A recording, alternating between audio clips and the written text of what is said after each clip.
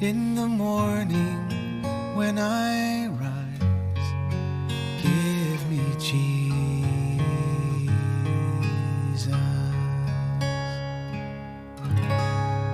Good morning. We've been looking at the account in Luke of the crucifixion of Jesus. And yesterday we saw how from the 6th hour to the 9th hour after Jesus had been hanging on the cross, everything got dark. The sun was obscured.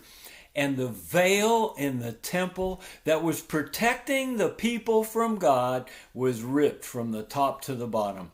Oh, don't miss the significance of the ripping of that veil.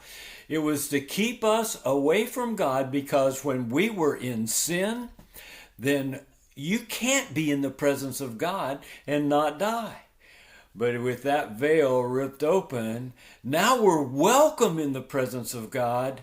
Okay, here's the significance. Are you listening? All the sin has been taken away. There's no reason for us to not be with God, because there's no sin in the way. God has wiped out the sin with Jesus' sacrifice on the cross. Behold, the Lamb of God that takes away all the sin of the world. So now here's the only issue. Do you want to walk through that veil and be with the Father? Because if you want to, by faith, you walk on in there and you live your life for all time with God, united with Him, wrapped up in His love, in His presence forever. That's the gospel. The veil is gone. There's nothing, no sin or anything else between us and God except for your choice to believe on Jesus and walk through that veil to be with Him. Well, today we're seeing the end of the time on the cross for Jesus. We're in Luke chapter 23, and verses 46 through 48 say this.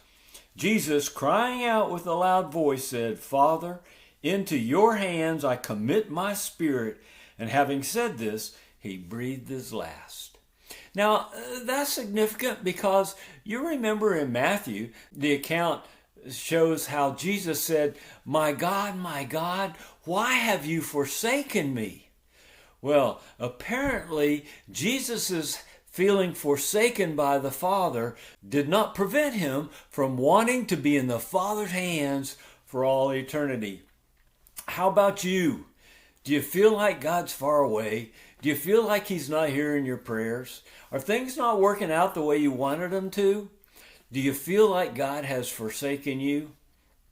Well, many times we feel that way, but it is not the truth. God is always for you. There's no sin in the way. Oh, Jesus felt forsaken because your sin and my sin was put on Him, and God does not respond well to sin. However, for us, the sin was taken away by Jesus. And so now God wills nothing but good for you. He pours out nothing but love on you. We get to receive the love of God. Oh, into your hands, Father, regardless of my circumstances, is where I'm putting my hope. And I hope you are too. Verse 47. Now, when the centurion saw that this happened, he began praising God and saying, certainly this man was innocent. See, Jesus even died in a way where you couldn't miss it, that He was the Messiah.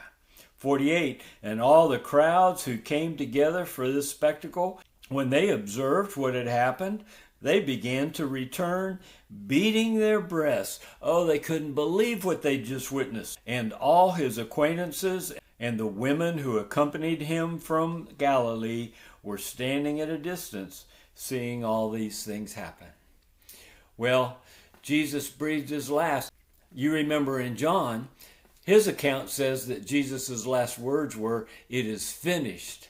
And because Jesus accomplished everything He came to do, He could then say, Father, into your hands now I commit my spirit. I'm done here.